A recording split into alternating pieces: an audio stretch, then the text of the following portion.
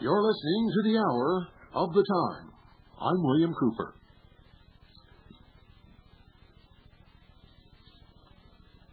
These are the times that try men's souls. The summer soldier and the sunshine patriot will, in this crisis, shrink from the service of his country. But he that stands it now deserves the love and thanks of man and woman. Tyranny, like hell, is not easily conquered. Yet we have this consolation with us, that the harder the conflict, the more glorious the triumph. What we obtain too cheap, we esteem too lightly. 'Tis dearness only that gives everything its value. Heaven knows how to put a proper price upon its goods, and it would be strange, indeed, if so celestial an article as freedom should not be highly rated. Well, ladies and gentlemen, I had several calls today, all telling me that Hinkson went off the deep end last night, ranting and raving. I thought it was pretty humorous. Wished I could have heard it. If any of you taped it, send it to me. By the way, from what I have heard of that broadcast, if you want some entertainment and you'd like to hear some really nutty, crazy people, telling you everything in the world you never thought you'd ever hear, and with no substantiation or anything, documentation behind it, listen to the Hinkson show. I guarantee you'll get a good laugh. And they even have a disclaimer, I understand. Somebody sent to me in a letter today, got their disclaimer down there. It says that this program is for entertainment purposes only. Basically, what the disclaimer says is, don't believe a word you hear here. And from what I've heard of it, that's exactly right. But it's good entertainment, folks, and I recommend that you listen to it. You'll get for entertainment purposes. The minute you start believing what you're going to hear on that broadcast, then you need a psychiatrist or a psychologist, because they're the only people that can deal with that kind of insanity, because they're insane themselves. I have a little tidbit of, by the way, that little blurb that I did in the beginning of the broadcast, I want to see if anybody can identify who wrote it. That's why I did it. Who wrote that? And I'm not going to read it again, but if you know who wrote it, give us a call. We're going to take calls tonight, folks. The number is 520-333-4578. We'll be taking calls the whole hour. Anything you want to talk about, I don't care. I just want to take a little break and get some input from the listeners. This is from the May 1994 issue of Police Magazine, which is a popular law enforcement publication which is published by Hare Publications, a division of Dyna Corporation of Carlsbad, California. I guess it's Carlsbad, California. And what it says in this Police Magazine, folks, is a little bit on the incredible side. I got to tell you, this is really something. There was a debate surrounding what to do with confiscated firearms in police departments. And the debate was on what to do with weapons you collect on the street. And one of the biggest answers was this, ladies and gentlemen: confiscating and destroying guns as soon as possible moves toward the ultimate goal of disarming the general public. You heard it from the horse's mouth, Police Magazine. And this is the reason given by police officers across the country why they should confiscate and destroy guns. Quote, confiscating and destroying guns as soon as possible moves toward the ultimate goal of disarming the general public. Just like I've always told you, I'm sorry to say I was right once again. I'm getting tired of being right. I really am. But I am. I'm right. By golly. Good evening, you're on the air. Hi, Mr. Cooper. Hello. I enjoy your program a lot. I hope you don't enjoy it. Most of the stuff you hear on this broadcast is not something that you would enjoy, but might be glad to hear because it might help save your butt at some future date. Well, that's certainly something to be happy about. So, I called you about 6 months ago, and I wanted to discuss the concept of if socialists want to disarm us, then why are communist countries sending their SKSs and other cheap weaponry over here? And you gave me back an answer saying that the way communist revolutions take place is through, local insurrections. Then it gives an excuse. Yes, they want to anger the American people. They're going to make a grab for the guns. They're flooding the country with cheap weapons and cheap ammunition. And when that happens, they want the people to revolt and create a state of utter chaos for which the World Police Organization of the United Nations and the military forces of the United States and Russia will be fully justified in the eyes of the sheeple in killing anybody and everybody that opposes them. And the sheeple will get down on their knees and beg for control and the restoration of order, and they will do anything to feel safe and secure again. And that's how these people study history. I mean, it's no mystery. Sure. I understand that concept, but I was going to just throw this idea at you. Sure, go ahead. It seems like the people who are buying the weapons, though, are the people who want to preserve America as a republic. And I realize that there, of course, is a percentage of people who are just going to buy it out of fear and for whatever reason. But it seems like the people who may stockpile or what have you would be the people who are interested in either preserving their own butt or preserving the United States as a constitutional republic. Well, I beg to differ with you. There are a minority of people in this country who even know what a constitutional republic is. That ought to be, all right, point well taken. That ought to be a big answer to your question. Number two, have you ever listened to the rhetoric of the National Rifle Association? Yes. Did you see how quickly they condemned militias? Yeah. Did you see how quickly they condemned so-called patriots as being radical, yet they call themselves patriots? Sure. It's a political organization like anything else, and but they couldn't do it off sounding too radical. No, they couldn't do it without the support and the full approval of their membership. You see, they're still on the board of directors. They're still in their offices. Nobody called for their recall or called for them to step down, did they? Yeah, you got a point there. You're damn right I got a point. I got a whole bunch of them. I could talk the whole hour on exactly what's going to happen and why, who's going to bring it about, who's going to resist and who's not going to resist, and who's going to beg for control. Okay, I've got two other concepts I want to discuss that I wanted to ask you about. Okay. One of which is,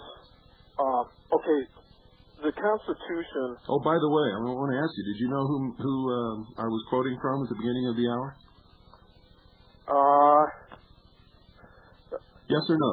No, I don't. Okay, that's all I want to know. Go ahead. I wanted to. The Constitution obviously has a provision in the Second Amendment for the personal bearing of arms. No, it's not a provision. It absolutely is a limitation on the government. That states that the government cannot infringe on the rights. Says the right of the people to keep and bear arms shall not be infringed. It is the active clause of the second article and amendment. It is dead, cold, written in stone. Right, I realize that. What I want to ask now is, where would you draw the line on what types of weapons would constitute bearing of arms by an individual citizen? I mean, there is no line. You can own any weapon you want to as long as you pay the proper tax. Okay. Did you know that? You can own an M1 tank if you pay the tax. Yeah. You know that you pay the destructive. You can own the ammunition too as long as you pay the tax. Sure. You know that if done, and you have to pay the tax. You know that if the Branch Davidians had an automatic weapon, if they had paid the $200 tax, all those people would still be alive today. But they didn't even have an automatic weapon. Well, I mean, that's hard to say that they would still be alive today. I mean, They would still be alive. Supposedly, the raid was because they had automatic weapons. well, that's the justification they used. Well, if he'd have paid a $200 tax, they couldn't have made the raid for that reason, could they? No, they would have come up with another reason. Maybe. We don't know that. Right. Okay, it just seems that if you have a weapon that will infringe on someone else's rights... No. It's all about money, it's all about control, and it's all about taxes. Do you realize that if Randy Weaver had paid the tax for a sawed-off shotgun, Vicki Weaver would be alive today, his son would be alive today, he would never have been wounded, and his friend would never have been wounded, and those little girls would not have been traumatized for the rest of their life by seeing their mother's head blown off, laying in a pool of blood on the floor. I understand. Okay, what I'm saying is...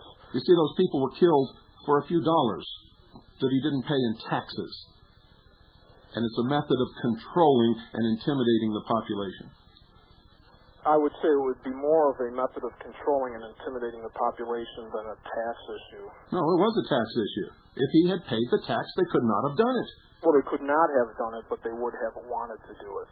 So I would say... No, wait a minute. You can't guess about these things. You don't know what's in their mind. Maybe they would, maybe they wouldn't.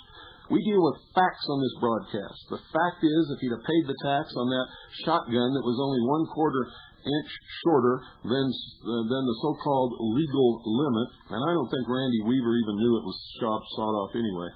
I don't think he knew it was shorter than the legal limit. But that's beside the point. It doesn't matter. The fact is, if he had just paid a few dollars, those people would be alive. They brought 500 federal agents in there, armored personnel carriers, tanks, weapons up the kazoo, and killed people for a few dollars over the length of a barrel that was 1/4 of an inch too short.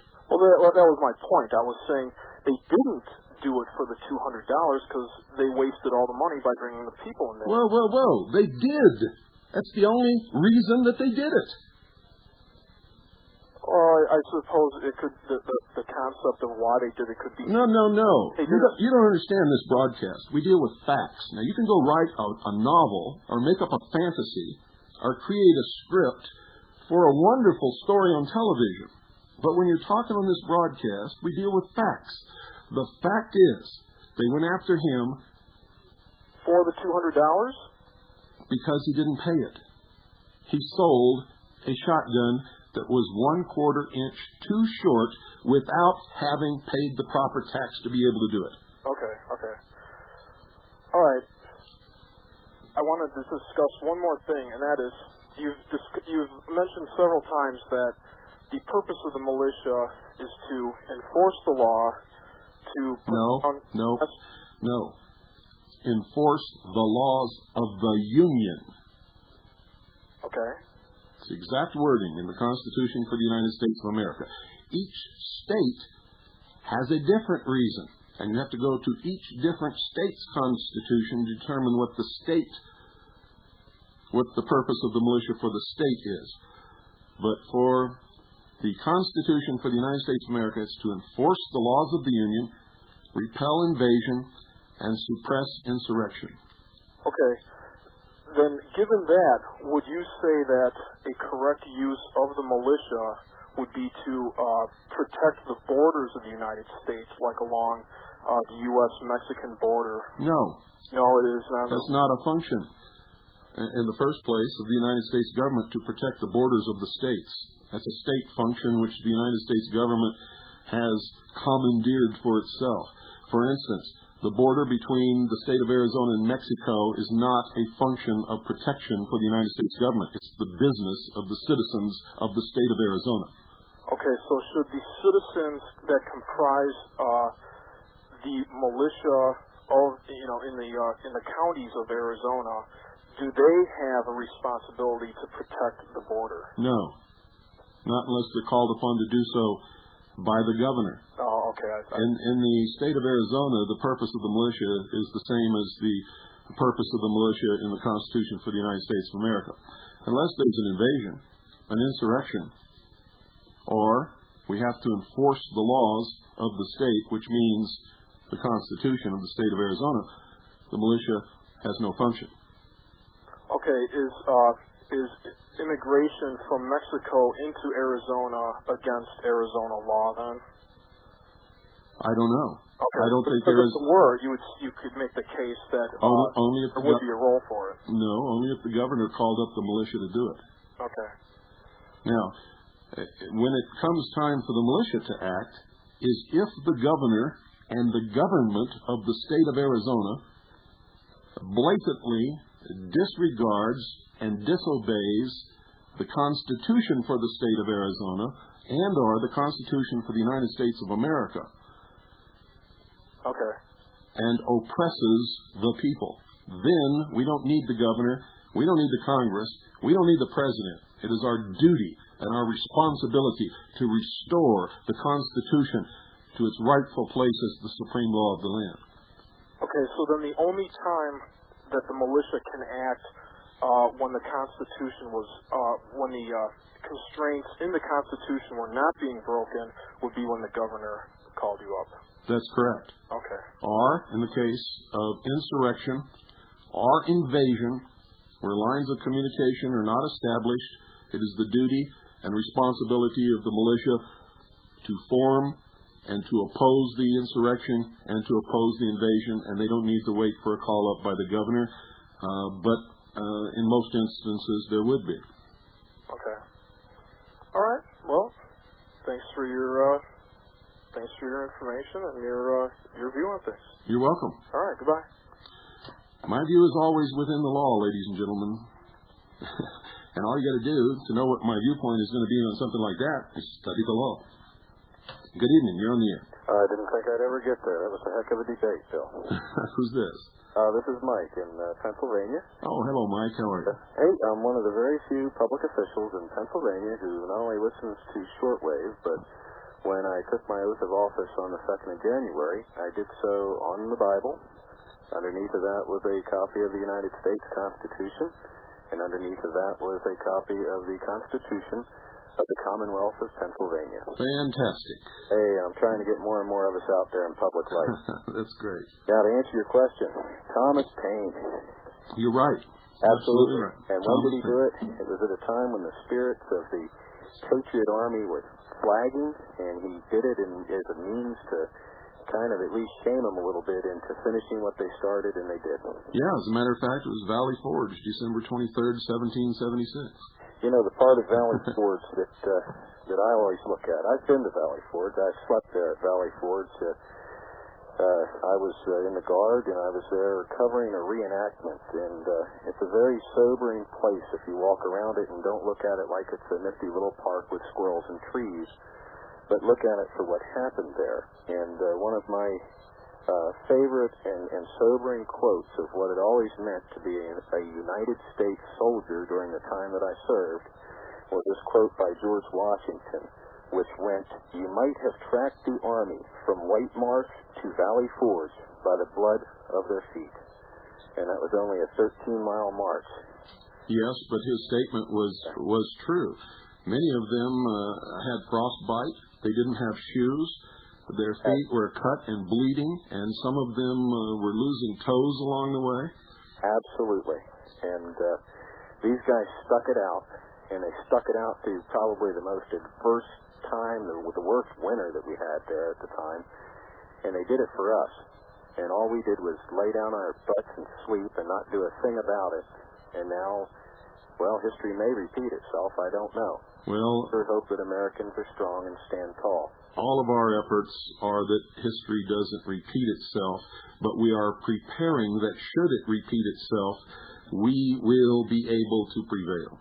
Oh, I think we will. All we got to do is wake up that American spirit, and it's still out there. I talk to people every day, and I try to keep them looking, get them to go back and read those documents, the founding papers, and to find out just exactly what was meant. What rights did your grandfather have? Did your great-grandfather have?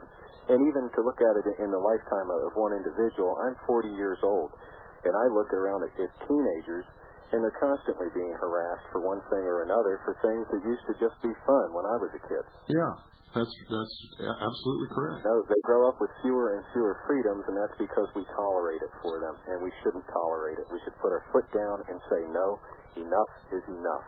Well, I did a long time ago, and that's why I'm here behind this microphone. Well, I'm glad you're there, because I've been listening to you for a couple of years now, and I enjoy each and every show. Well, thank you. You're worth staying up late for at night. Well, I hope so. Hey, keep up the good work, and God bless you. Thank you. Bye-bye. And thank you for calling. 520-333-4578 is the number. And wow, got an answer to the little thing there. Good evening. You're on the air. Bill? Yes. Turn off your radio. I've got it down. My dogs are coyotes around here close to house, and dogs are howling. Okay. Can you talk a little louder? Yes, sir. Yeah, I I can. have one comment to make and a couple questions. Sure. I just saw in McAvaney's intelligence report that Rush Limbaugh became a member of the Council on Foreign Relations. And one of the questions I'd like to ask, have you ever heard of a man by the name of Jay Merrill Doesn't ring a bell. that put out some sovereignty tapes? Doesn't ring a bell. Doesn't ring a bell. Supposedly from Phoenix. We've been trying to run him down. And one other thing, there's a fellow that wrote a book, The Law That Never Was. Uh-huh. Are you familiar with him? Yes. Have you read the book, or what do you think about the man? I have the book. It's a pretty good book. Well, it's true, but it has no bearing upon the income tax. It doesn't. No. The 16th Amendment, the Supreme Court has ruled that the 16th Amendment did not give the Congress any new powers of taxation. The 16th Amendment argument is a waste of time as far as income tax goes. You don't need it anyway. Not only that, but I haven't seen a judge yet or a case yet where the judge would even listen to that kind of an argument anyway. Is that right? Yeah, it's valid. It was never properly ratified, and it is not a law because of that.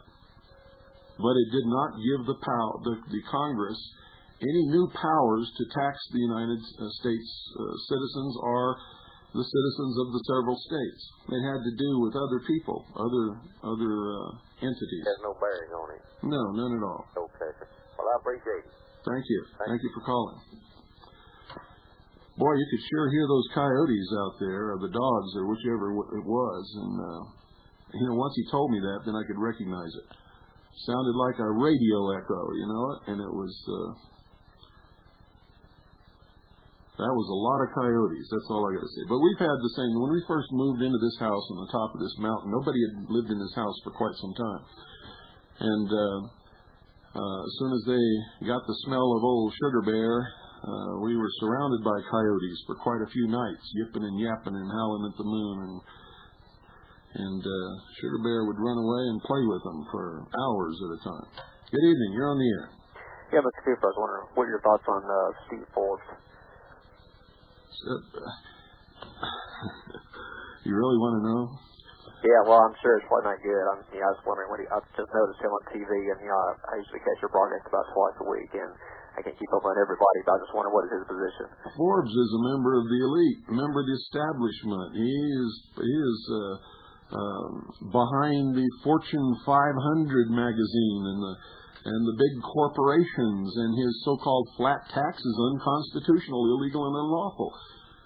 So he's just part of the problem like the rest of them. You better believe it. And if you buy into that, he has no limit on it. And Congress can change it any time they want to. If you go for it, so it might start out at 17%. I guarantee in a few years it's going to be 60%. Oh, sure. Whatever they would establish, it's not going to be in your favor. Absolutely. And everybody is running around, boy, I'd rather have a flat tax than pay 28% or 30% or whatever it is. And have the reductions as if that's, even enough. Yeah. All right, well, thank you much. You're welcome. 520-333-4578. Good evening, you're on the air. Good evening, Mr. Cooper. I'd like to have your address. I'd like to send you a article that is in this month's Playboy magazine that I'm sure you would find very interesting. It's called Founding Father Fakery. And it's saying that, quote, firearms stand next in importance to the Constitution itself was not said by George Washington. They tear it all apart. And they get into a lot of things about Washington. Wait a minute. I never said he said that. No, I know you didn't. Oh, I who know did? you did, but I'm saying Who did? it said in the, all it says in here is, I've been trying to look it up myself. In the December form. That's a favorite socialist ploy, is to claim that somebody said something that I've never heard anybody say that. Okay. So that they're saying that somebody said George Washington said that, but they don't say who they say said he said it. No, they don't. Say that it was in his first address to the second session of the first U.S. Congress. Anybody can get that address because it's on record. And you can read it, and you can see for yourself whether he said it or not. But I wouldn't take Playboy's word for anything. Yeah, okay. Well, then or any other magazine, for that matter. Well, I just found it interesting because then it goes into where they give their own things, where George Washington, let's see, let me read right here. In the address presented on January 8, 1790, he wrote that a free people ought not to be armed but disciplined, to which end a uniform and well-digested plan is requisite. He was anticipating the consideration of a militia bill by Congress and wanted to make sure that the law ensured the subordination of militiamen to properly constituted national authority. And then it goes on with a whole bunch of things of... Yeah, but it doesn't mean anything unless you have the actual text of what he really said to read that along with it. Right. That's what I'm trying to tell you. I understand that, and I've been doing some digging trying to find this.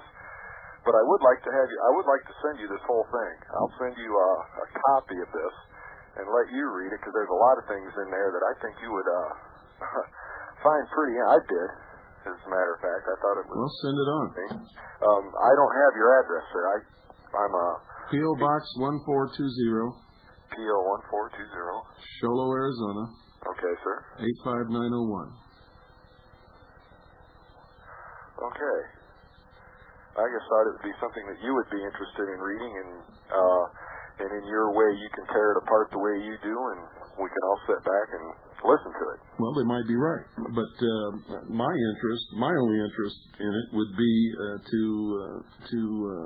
if it's false, or if it's misleading, or if it's lying to people, would be to expose that to the sheeple out there. Good evening. You're on the air. Hello, Bill. Yes. Yeah, this is Ken from New Jersey. How you doing tonight? Good. Yeah, I was, the Mike called there from Pennsylvania. I was wondering if I could make an announcement about that Valley Forge reenactment. It'll be... Yep, make it quick. February 18th at 12 noon. And, come on out. Where at? It's at Valley Forge, Valley Park. The reason I had to ask you that is because in different parts of the country, they reenact these battles without being at the actual battlefield. Oh, no. We do the whole thing is totally reenacted, camp out all weekend. You know, and those men really had it hard. You alluded to the fact that they didn't have any shoes. Well, if you really look into it, the gentlemen ate their shoes because they didn't have any food. Yeah, well, and only so much I can say. Oh, I understand. And most Americans who've had it so good all their life don't understand what we're talking about anyway. And that's the truth. They can't even imagine it. You're exactly right. And you know, I reenact these all over the East Coast at the actual sites when we do the campouts and everything like that. And it's really disheartening to hear people in the crowds when you walk by in full dress, you know, and they're not with it, you know, what side's he on? You know, if you're in a red coat or... Oh, that's absolutely no excuse. Good guys, Mommy. It's really something to hear these things. Yeah, no excuse for that. That's real sheeple when you run into those kind of people. Absolutely. Matter of fact, I had friends come out and watch me at the one we had locally here in New Jersey, and a friend of mine was in tears when he had overheard something like that, who knows you and, you know, people like ourselves, and it's very disheartening to hear those things. But I work with the Boy Scouts and a volunteer and the Girl Scouts, and I teach them. You know, I volunteer free. Good. These things, and I don't want no money. People say, well, why do you do these things for free? I don't want no money to do these things. Yeah, but be careful. Yes, you know what these scumbags will do. Oh, absolutely. If you're teaching the children the truth, they'll set you up on a child molestation charge. Exactly, and something has... So you just make sure you're never alone with those children.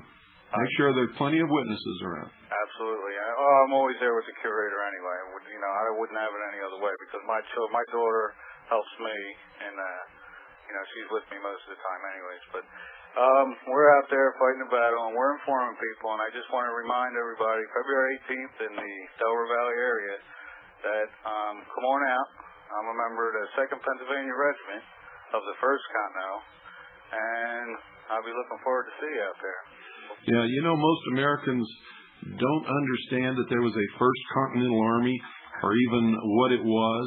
And, when I talk about the 2nd Continental Army of the Republic, they have no idea the relationship there. and they also don't know what the militia and the Continentals and the difference between that back then was. Yeah. And that's right. And the militia were basically, when they got tired of fighting, they would go home and eat dinner with their folks. And George Washington got all upset about this, and he started shipping. He couldn't make the people in the militia move out of their state until later on in the battle, in the war. But what he would do is ship them into another part of the state, so he just wouldn't run home to, go eat with their folks. And whenever they get tired of fighting, they would leave. Well, we're going to have some of the same problems. I heard a militia captain once tell me that he would not deploy his unit to another area because he didn't want to leave his store. I almost rolled to right then and there. I said, you're out of it. You're out of it. You're no militia commander. You're a bum. I believe I know who you're talking about. But anyway, one of my heroes was I sit right here where Marquis de Lafayette, and he is one of my heroes. Fought his battle right here in Gloucester City. Yeah. And it's some really good stuff. And I've learned from you how to do the studying and to go back. For 3 years now I've been listening, and I mean, I just had a whole new, seems like I've been to school all over again, or a college, or I'm turning into like a local historian here. So you go to all the university and get the original maps written by the foreign commanders and the German commanders. I mean, it's a real neat thing to do when someone teaches you and you could adhere to a principle not to believe anything. Yeah. Until you can really see the real McCoys in front of your face. It's a neat thing. Well, look, I don't want to hold you up, so you have a good night, Bill. Thank you, and thanks for calling. All right, bye-bye. 520-333-45... Getting tongue-tied here. 4578 is the number. Good evening, you're on the air. Hi, Bill, just a minute. Turn on the radio. Hurry up. There you go, Bill. Heard your discussion a few minutes ago about Forbes and the flat tax. Yeah. And it's very valid. As a matter of fact, all of the tax theories are meaningless because as long as the government can willfully confiscate your wealth, they're going to do it. Sure.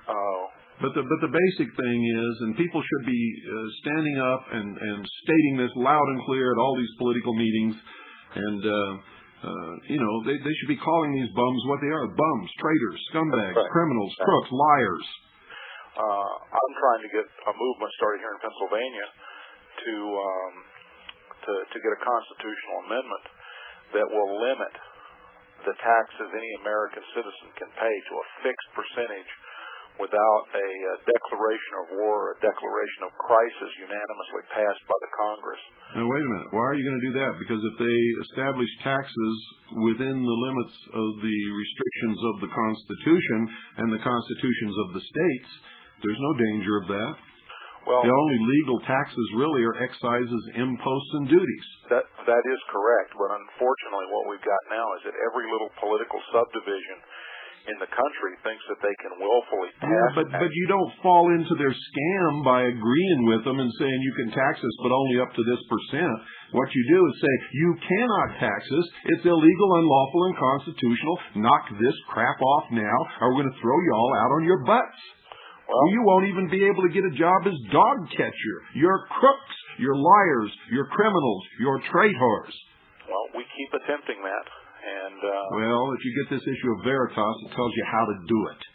Well, that's something I need to talk to you about off the air anyway. Not me. Call Veritas. I'm not Veritas. Okay. Is Veritas still at the same place? Yes. Okay. Okay? Yeah. Thanks, Bill. You're welcome. Bye. Bye. Don't fall into their crap, ladies and gentlemen. If it's unlawful, illegal, unconstitutional, and wrong, don't give in to it. I mean, if we're going to be good people, if we're going to live by the law, if we are who we say we are and we are for what we say we're for, then we must be that. Heart and soul. And a man or woman who's not willing and ready to die for their principles is already dead, in my estimation, and is no use or consequence to anyone, not even themselves. Good evening. You're on the air. Yes, Mr. Cooper. This is Shannon from North Carolina. I've been listening to you for the last couple of months and enjoy your program. My question is, talking about the full of flood on the economy, what's the best time frame for the most time that we have left? I don't have a crystal ball. God doesn't whisper in my ear. I'm not a psychic, and I don't know anything about magic, except that it's the art of illusion. I understand that, but what would be the best in years what we would have? I can't tell you that. I don't know. I just told you. All I know is it's going to happen. They plan to have their world government in place by the year 2000. Does that help you? Yes, it does. Thank you. You're welcome. Folks, don't ask me how much time we got. It doesn't make any difference. We're out of time. What difference does it make? If I tell you 3 years, what are you going to do? Sit on your couch for another 2 years before you start even thinking about it? God, don't make me angry with the bullshit calls, okay? Good evening. You're on the air. Yes, hi. Turn off your radio. Yes, Mr. Cooper. Goodbye.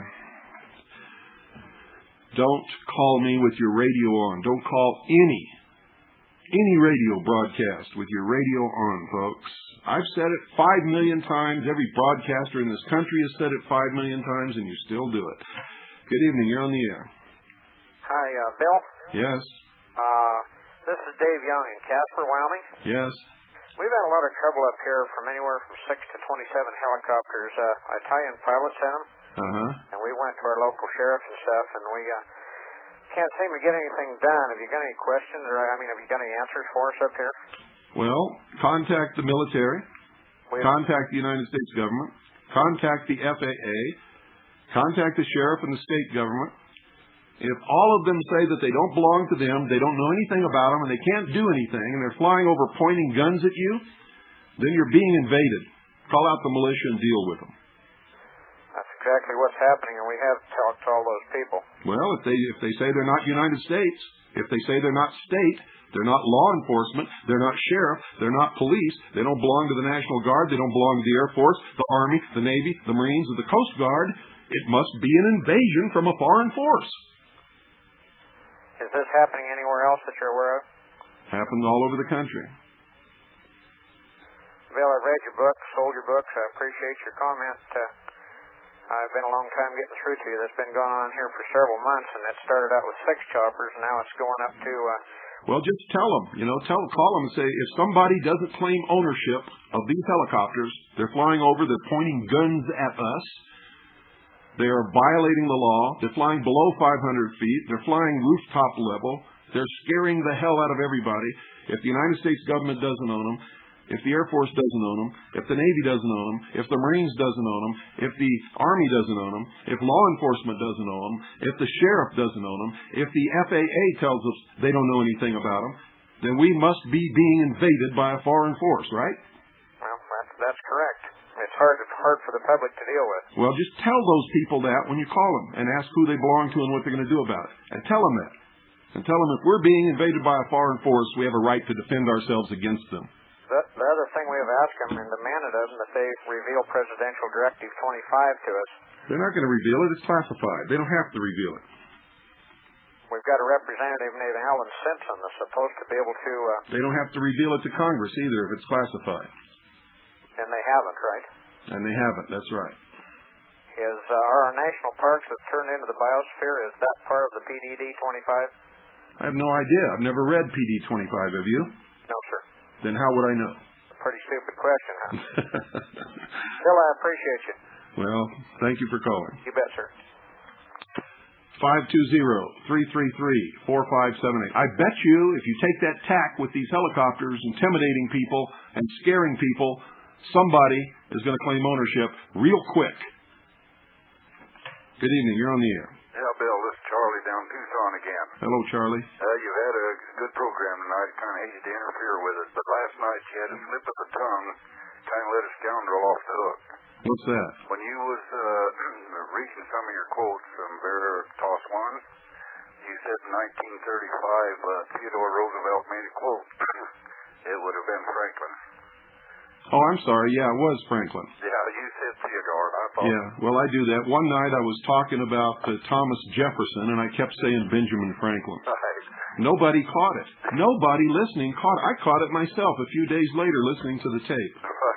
I couldn't believe it. Nobody out there caught it, and there I was, the whole broadcast, talking about Thomas Jefferson, and on the same subject that I talked about before, and every time I was to say Thomas Jefferson, I said Benjamin Franklin. We all make mistakes. Well, sure we do, and I know it was a mistake, so I just wanted to let you know. Well, thank you. I appreciate it. Okay, Bill. And I'm glad you did. Anytime I make a mistake, folks, I want to know about it, and I want the listening audience to know about it. Well, I know that. I know you did, so I gave you a call. Thank you. Okay, Bill. Keep up the good work. You too. You betcha. And you keep listening to find my mistakes. I'll do that. Thank you. Yeah, sir. Good night. Good night. 520-333-4578. Good evening. You're on the air. Yeah, I just wanted to ask you about this from the U.S. statutes 35 to 36. Definitions, it says, when used in this act, the term state... Didn't you call me one night with the same stuff? Yeah, it's just for those... Good night. We don't repeat the same stuff on this broadcast, folks, unless I decide to do it. And the only reason I'll decide to do it is if I get some indication that everybody was confused when we first talked about it. Good evening. You're on the air. Hello, Bill. Hello. James in Texas. Hi. Bill, have you seen the movie Return to Oz? Kind of a sequel, part 2 to the original Wizard of Oz. I think I was opening mail while it was on the television set one day, but I tell you the truth, I just caught snatches of it and wasn't really paying attention. I'll have to send you a copy because I think you'd enjoy it. You always play, every now and then you play clips from the original Wizard of Oz. Well, the original tells a story. It's an esoteric movie that's really telling a story about something entirely different than what all the children and the people who watch it think it's telling. And the return is the same thing. The chicken plucks a key out and hands it to Dorothy. And I just finished reading Blavatsky's Secret Doctrine. And that kind of helped me out a little bit there. Okay. But and I'm enjoying the FM, the new radio I got. Great, wonderful. And we're not offering those anymore. Really? Really. It was a real good deal. Works real good. Well, I'm going to miss the symbology out of Veritas. Well, I will too, but we're having problems. See, the guy who wrote that column is a friend who volunteered to do it. And he was making demands on us that we couldn't meet because we don't have time. We don't have a big newspaper staff and all kinds of stuff. And I was sending him a whole bunch of stuff. And I guess he got upset, and now he's pouting, and he's not going to write the column anymore, and that's okay with me. I don't have time for that kind of childish stuff. Right. Enjoyed the NASA Moon to America, too. That was a real interesting book. Yeah, it's great. I hope as many of you as possible get a chance to go to the meeting in New Jersey and actually meet Rene and see his presentation on the space program. Well, I met here a couple of weeks ago looking in the NASA files at some of the photographs and could you spot them? Yeah. It was just, things just don't add up. Even today you see clips on the TV. And see, once somebody draws your attention to it, it's easy to spot, isn't it? There's, like when he comes down the ladder and the footprint's there, and there's no hole from the thrust from the 3-foot nose cone from the hander, That's right. And just going beyond the Van Allen belts and that, when you sit and really think about it, there's just too many things that don't add up, or we haven't been told, the whole story. Yeah, very little of it adds up, to tell you the truth. It's the biggest scam there ever was. And the man who headed NASA during that period of time is now the great grand guru, dragon, umpity-ump, poo-poo wizard of the Council of the 33rd Degree of the Scottish Rite of Freemasonry in the House of the Temple in Washington, D.C., just 13 blocks from the Oval Office. Oh, no. It's amazing. Oh, it's hilarious. It's hilarious. Bill, do you remember the name of the movie you talked about here a while back? It's the movie where they're watching TV, but when they put their glasses on, they actually see what's going on. Yeah, it's called They Live. They Live. Okay, that was it. Because after reading... That movie tells you the truth. After reading Ominous Parallels and... Yeah, the glasses are just a symbol for the ability to be able to identify them through their symbology and their language. I've traveled through the country here. I was out in Vegas here just before Christmas. I went to the Luxor, and it was amazing. And just traveling through the towns and that, just seeing all the symbology that I can start to recognize now. Oh, you really want to see a lot of it? Go to a cemetery. Yeah, I have. The older cemeteries, they're full of obelisks. And you'll see so many people buried under penises, you'll wonder what in the world is going on. And I was in Chicago, I grew up just out of Chicago. I was there back in Thanksgiving, and just driving through the streets of Chicago and seeing all the symbology that I saw as a kid, and it never dawned on me, and now that I kind of have my glasses on and I can kind of recognize these things, it's like, man, I can't, it's everywhere. It's amazing. It is. It's everywhere. That's what the movie is. See, the movie is playing a joke on people. Yeah. They're watching it and they're thinking it's an invasion of extraterrestrials. That movie has nothing to do with extraterrestrials. It's telling the truth about those who would destroy us being intermingled amongst us. Everybody's looking somewhere for an enemy. The enemy's standing right next to you. Really? I know. Enjoy it, Bill. Thank you for calling. And I've got 2 years of you on tape, and slowly using my new radio to try to help out. Good. Wonderful. Take care. Thank you. Bye. If you come across the tape where I was talking about Jefferson and saying, Franklin, don't play it, okay? Good evening. You're on the air. Yeah, Bill, this is John from Houston. Your caller a while ago, the guy who called you from Casper, Wyoming, he might be interested to know if he were to take a peek inside of the Scottish Rite magazine, he'll see that his buddy there, Alan Simpson, is one of the contributing editors to Scottish Rite magazine, and he is also a 33rd degree Mason. Which Alan Simpson is that? The senator from Wyoming. Oh, yes. Yes, okay. Alan Simpson's been a traitor. As a matter of fact, remember, it was the Simpson-Mazzoli bill under the guise of supposedly protecting us from all these illegal immigrants. They wanted to come out with a national ID card system. Yeah, that's right. He needn't worry about which side Alan Simpson stands on. He is definitely on the wrong side of the fence. Yes, and so are most, if not all, of the rest of them. Well, I know, because some of them wittingly, some of them because they're just stupid. Well, I had gotten into the Masonic Temple briefly back in 1980, and then when I saw what was going on, I got out of it. But before I came down, I was working at a TV station up in Sterling, Colorado, and the fellow who was the sales... You got to hurry. I'm out of time. Anyway, he was a Freemason, and he informed me at the time when I told him I was going to get into the Masonic Temple that about 47 out of the 50 governors were Freemasons, and a like number of the senators and congressmen were also Freemasons. That's right. So are the hierarchy of the military structure. Got to let you go. Okay, Bill. Thank you for calling. Take care. Good night, folks. God bless each and every one of you.